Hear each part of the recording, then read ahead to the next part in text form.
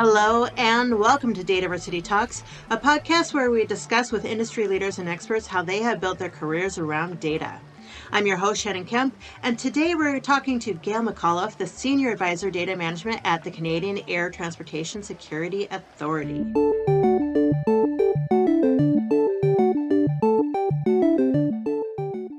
Hello and welcome. My name is Shannon Kemp and I'm the Chief Digital Officer at DATAVERSITY, and this is My Career in Data, a DATAVERSITY Talks podcast dedicated to learning from those who have careers in data management, to understand how they got there, and to be talking with people who help make those careers a little easier.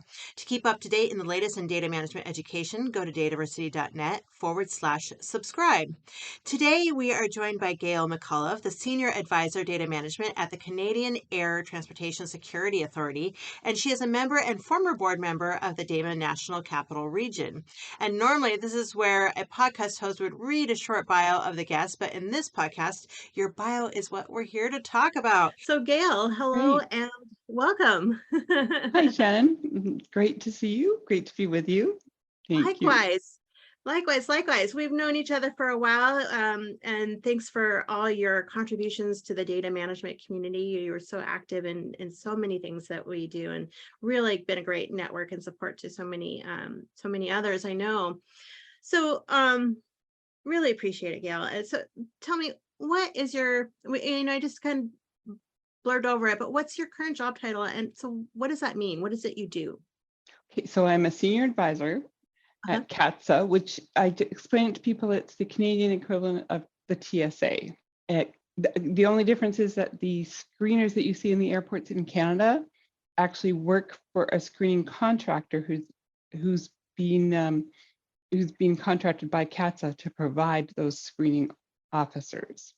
And that's the only difference. The protocols are very similar. We work closely with the TSA as well as other agencies in Europe and the Far East.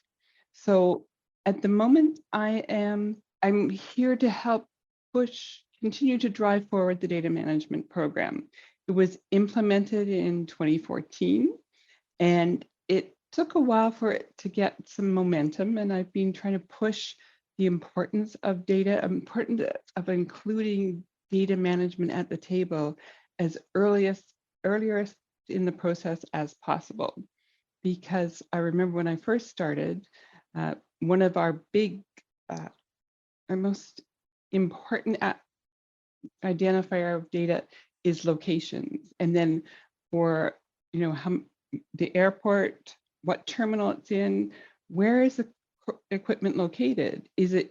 And the screening lines for passengers, is it a special line that is wider for people with families or with special needs who, like a wheelchair, they need wider access? Is it something for trusted travelers? That's the industry term for if you have TSA pre-check or global entry or the Nexus Pass. Many of your viewers will be quite, as people who travel for business, often those people should have those. It makes things much faster. And what would happen is an airport would decide that, that line's, we're going to be doing some renovation, so you need to close that line down. And we'd find out after the fact, or someone would open a new location at an airport. And we'd find out when someone would contact the business team responsible for the reporting and say, why are my reports wrong? I don't see this screening line in my report. Or this screening line used to be family special needs, and now it's just a regular line. Why is it still showing as FSN? And that's one of the things that we in data always know. The most important thing when you start at a new place is learn those acronyms and those common business terms. I also chair the data stewardship team, so I work with them to help with the training, and I work with other people in IT. And because we're a government agency, we don't quite follow the DAMA wheel. So for security classification, that belongs to our corporate security department. And then we have an information management team, and they're responsible for privacy. So it's a lot of collaboration to make sure that we're looking after the data properly. And one of the other things that I've been doing is writing the data management policy, as well as the cloud solutions policy and the data management framework for formal documents. So that's been interesting and fun. And it's fascinating. It always is fascinating to me, the data that people look at and that they deal with, and that it's truly interesting and in interesting times. So tell me, Gail, when you were a little girl, did you dream of being a senior advisor of data management when you grew up? Like, is that what you wanted to be? No, I didn't even know it existed. Actually, my parents are both from the UK, and they used to tease me that I was like a shop steward because I had a righteous sense of injustice. So I thought, oh, I'll be a good lawyer one day. And then Oh, yeah. I realized, no, because I did, and we loved debate in our family, and and I was always obsessed with fairness. So, oh, that would be interesting. Then I started, once I was in undergrad and met actual law students, I realized, no, that isn't really for me.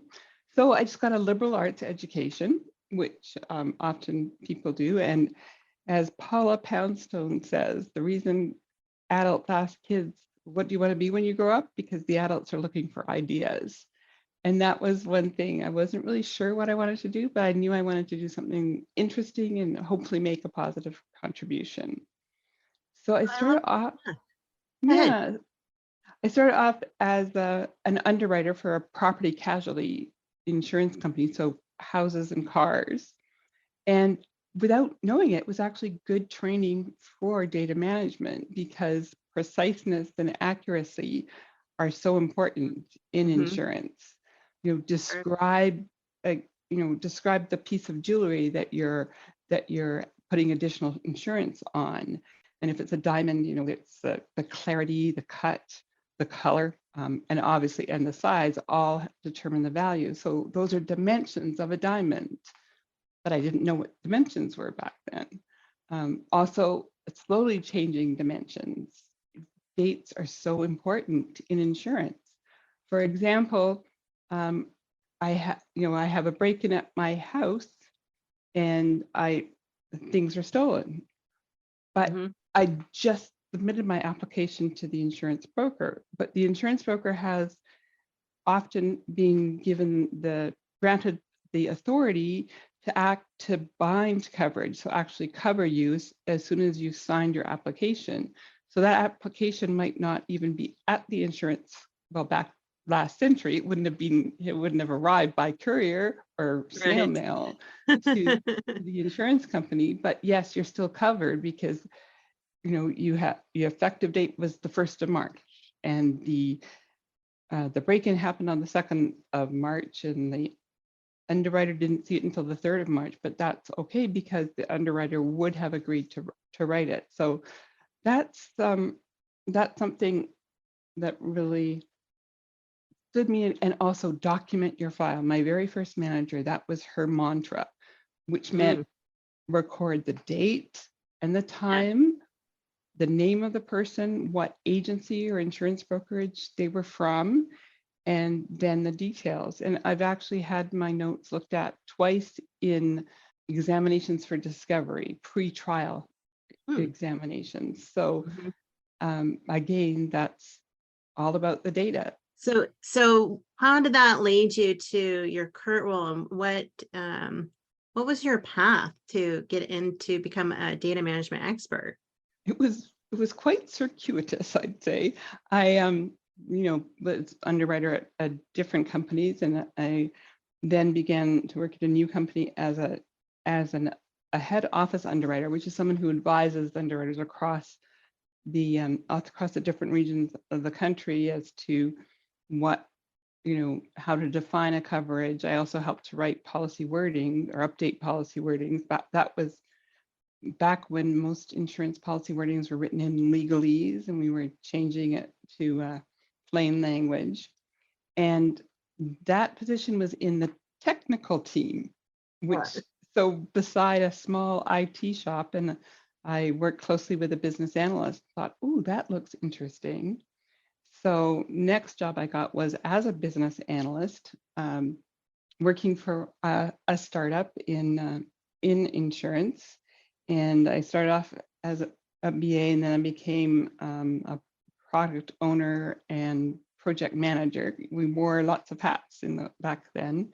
And I discovered SQL, and it was like, oh, now the system makes so much sense to me. I can right click and expand the tables. I can do selects top 10, 100 to see what those values are. And I realized that was what was really interesting to me.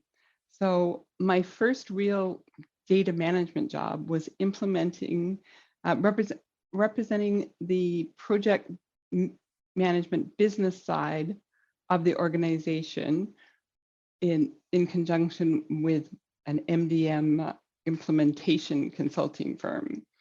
And for a large global pharmaceutical operation. And the first data management, or the first subject matter for their master data management, contacts, which is people. So, didn't define party, we just went right into contacts. And it really helped uncover for me, or open my eyes to all the potential issues, because especially when you have sales reps who are commission driven, their compensation information is often how many sales they make. So you can't display their sales information to another sales rep. And it was to the point that they enforced you can't see another sales rep's contacts or customers, which makes sense, except when you have two sales reps in the same geographical region, but selling different product types. Mm-hmm. So there were so many duplicates, because of course, the first thing that they would do is search to see if that doctor's office already existed, and they wouldn't see it because it existed for someone else. So yeah.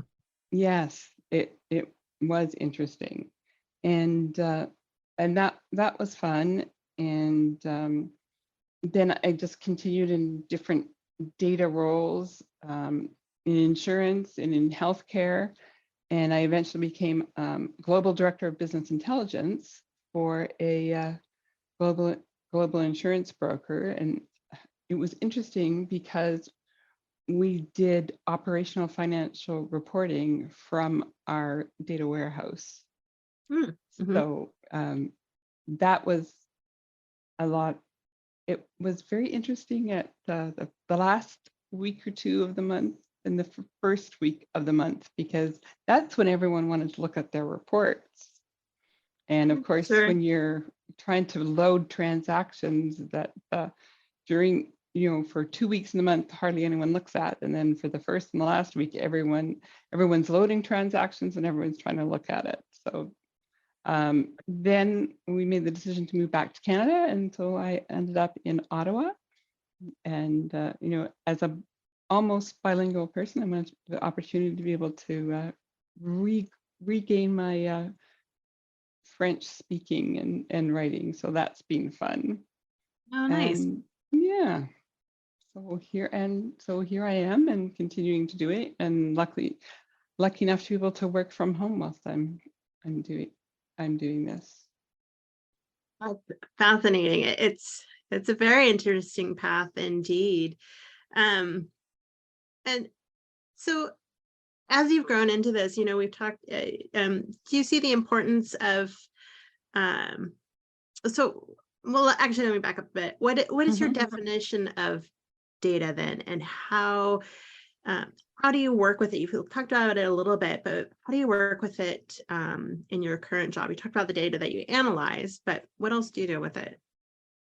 So there are so many different definitions of data, from the numbers and letters that are entered into a system. But to me, data is a raw material gleaned from an organization's information and the system source from your systems and processes, and it becomes information and knowledge when it's put in the proper context. So I think that my favorite part of the job is data in context and promoting a common understanding. For instance, I once worked for a multi-hospital chain, and what define a patient? And is it a patient? People, it was a specialty hospital, so people would come to be diagnosed. So someone decided that you don't call a person a patient until they've had their first treatment. Well, some treatments can also be considered diagnostic procedures. So when is it a diagnostic procedure and when is it an actual treatment? That was a bone of contention. And some of the business, the people whose compensation relied on revenue would say, well, a new patient is any of these procedures.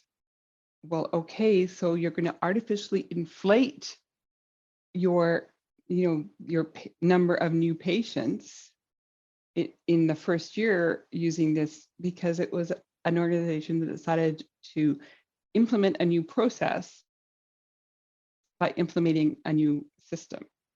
And so fine, for the first year, you'd look great, but in the second year, it would drop because you're not always converting those not people who come for a second opinion, and that's the only reason they come, versus the people who come for a clear diagnosis. Maybe it is second opinion and decide, hey, this is where I want to have my treatment. So that was interesting. And what is a hospital bed? What is an inpatient? Well, an inpatient is someone who's in a bed. Well, if they're being treated in the emergency room, is that a bed or not? That was lots of fun. Sorry, I got off track for a moment there, but no, I love it. I mean, you said that data in context is your favorite thing, and that's some really good examples. It sounds so easy to say what is a patient, and it seems like it's such a simple thing, but it's not. It's very complicated.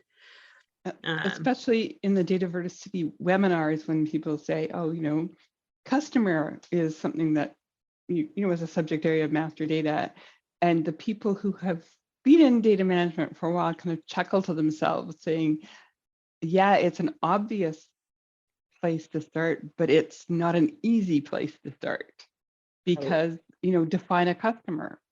Well, to a marketing person, a customer is someone who has a potential to buy something, someone you want to attract to your website, perhaps, or to your store. Well, into a brick and mortar store, or to the the accounts payable people, it's someone who's actually made a purchase is a customer. Everyone else is a potential customer or just a contact.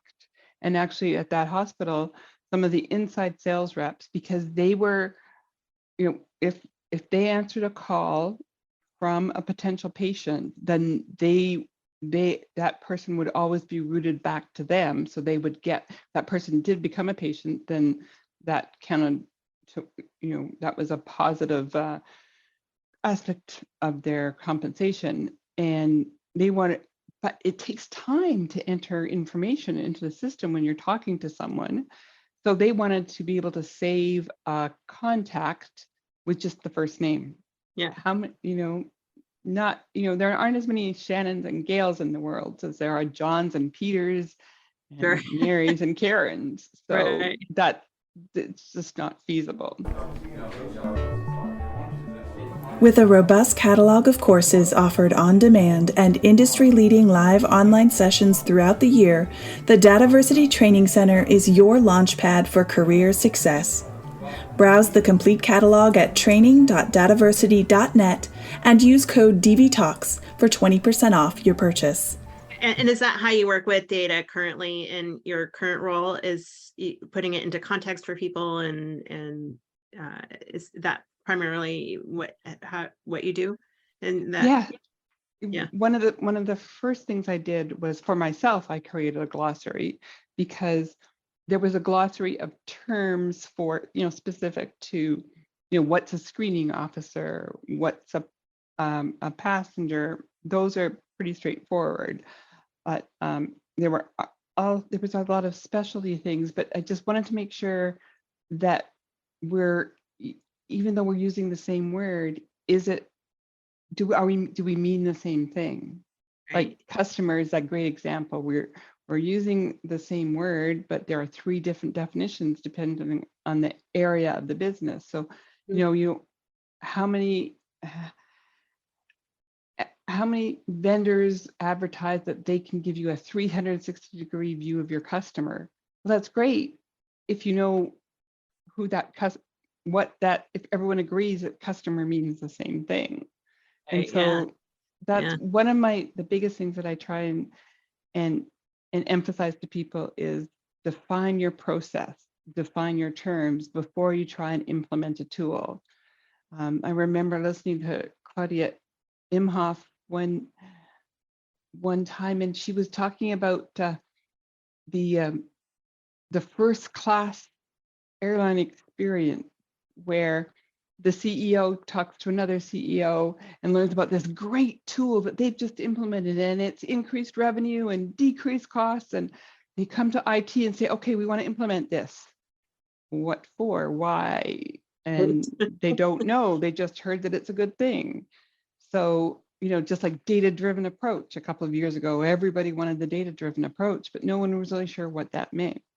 Now we're talking about data literacy. People don't understand the data, but you don't want to say, oh, you're data illiterate, because that sounds insulting. And everyone knows data is important, but it's working with them to understand why it's important. Working with the people who are actually entering the data to show them the downstream effect of their data. One place I worked, the place of birth was a field. We had an out of the box billing system for patients, and unfortunately there were some people who were homeless, and they used the place of birth field to indicate that someone was homeless, but no one ever told data or the business areas that consumed that data. So they look and they see, oh, look, there's a place of birth. That would be great for clinical research, because if you have many people with the same type of cancer, all born in the same place, that's a critical data element for research, but not if it's used for something totally different. Right. Yeah. And the same as out of the box systems that give you user-defined fields, but you can't change the name of the field from, in the database from UDF 1 through 100. So then you have to, that's why then you need to map out what is that used for. In one place I worked, they heavily customized the out of the box solution. And when someone say, oh, we want to be able to track this, okay, well, we'll just add it. We've got a clear UDF over here, we'll add it. And then someone would ask for someone similar. And that's another thing that I try and do is, let's not build a report or a dashboard before first checking if there's already something we have that works. Because unfortunately, ever since I've been in data, we've had that problem with silos of data, and people come to the report developers wherever they sit in the organization and say, well, we want this. And so then the report is built, and because it's the easiest way to do security, okay, everyone who belongs to this business unit or this business area can view the report of the dashboard, but no one else can. And then you have someone who wants a very similar report, and they don't know that something already exists that might just need a few tweaks to work for them, or could already work for them. So that's something that I also try to do. Is one place I worked, we were converting or migrating from one reporting platform to another, and we were able to reduce, I think we started off with like 420 reports, and we had it down to 130 or so, because there were so many duplicates, so many things that you could, that were just, oh, look, I like this report, but can you add in a column? So instead of adding a column to the existing report, a new report was created. And then again, if you don't have a good catalog of what your data solutions are, you could be creating the same thing over and over again. So that's so I guess I'm more on the business side, trying to teach them how to work with their data and what to look for and how to increase the quality of their data. I love it. That's hard work. Mm-hmm. And very impressive. Visit dataversity.net and expand your knowledge with thousands of articles and blogs written by industry experts, plus free live and on-demand webinars covering the complete data management spectrum. While you're there, subscribe to the weekly newsletter so you'll never miss a beat. Gail, do you see the importance of data management and the number of jobs working with data increasing or decreasing over the next 10 years or so, and why? I think it's going to increase because everyone's caught the data bug, so to speak. But we can't take advantage of that data without people who can help the business fine-tune their data. Data quality is the very first thing that you need to do. It sounds boring. You need to have a business glossary. You need to have a data dictionary that ties to the business glossary. You need to have good data models. I know a lot of people, especially in an agile world, think, well, data architecture is just a waste of time. It takes too long. Well, no, if you don't have a map, then how are you going to get to where you want to be? And to me, an enterprise data model is a map of the existing business. And then as you bring in new data sources, bring in new data solutions, you have to keep like as a business analyst, you always want to keep your requirements updated. As someone who's working data, you always want to have your data model current. And you need that common understanding across the organization. And there's always new technology coming out. And in order to take advantage of it, you need people who can understand that technology.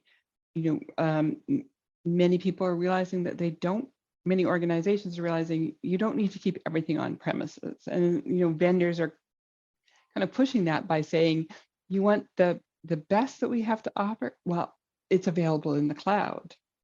And so that you have to be prepared to use the cloud. And there are sometimes when you have to have a hybrid model because there's just some data that maybe for regulatory reasons you can't have in the cloud. Makes sense.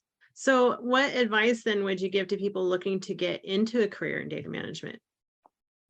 I think the first thing is, don't be afraid to ask questions. So you can learn a lot. There's so much tacit knowledge, undocumented knowledge. I remember on one of the recent webinars, someone was talking in the chat about interviewing someone who was about to retire from the agency after 30 years or more. And he's building kind of like an encyclopedia of knowledge based on that person's historical knowledge and all that tacit knowledge, all the knowledge that's up in your head. You need to learn from that. Technical skills are important. You need to be able to work well with whatever the technology is that's available. But a lot of it, you can learn it easily too, but just make sure you keep those technical skills up. When you start working at an organization, find the glossary. If there isn't one, just start one in an Excel spreadsheet for yourself. You can maybe even put it in a SharePoint list until the organization's ready to invest in a tool like a data dictionary, and data lineage is so important as well. You need to understand the organization's processes, and don't ask for, don't ask for the manual and how the user's guide for a system, because that's what everyone expects people to do. But just like that example of the date of birth, that was common understanding within a small team of people, or sorry, place of birth being used for a totally different reason. You need to see, if you can, I remember sitting beside someone when I first started out as an organization, just asking, well, can you just show me what you do? And as a business analyst, trying to help define the requirements for a new application. And people are so thinking in, well, this is the way I've always done it, but that's just because the system requires you to do these steps. So I would say, imagine you've got a physical piece of paper what do you have to do to the information on that piece of paper to be able to move it to the next step?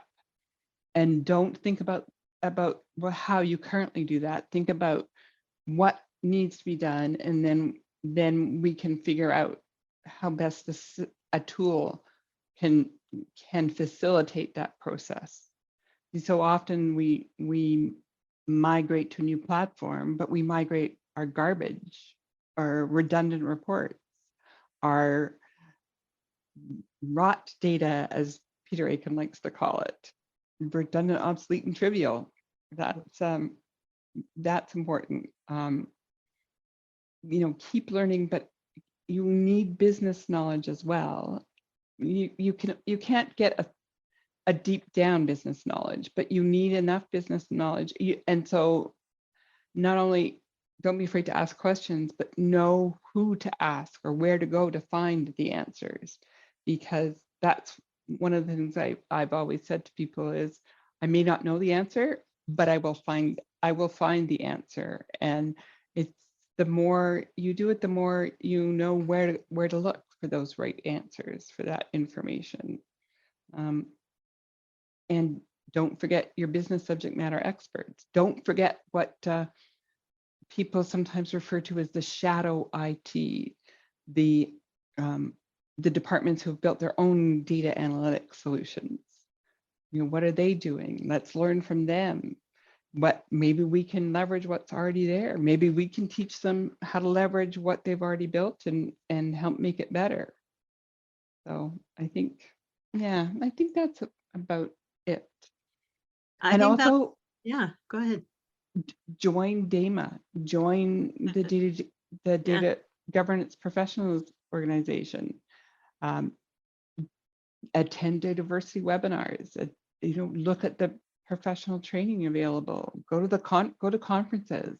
That's one of the things that I learned. Yes, there's a lot of great speakers and presentations where you learn a lot, but you also learn so much just having a cup of tea or coffee with someone, with a colleague, or having a drink after in the evening.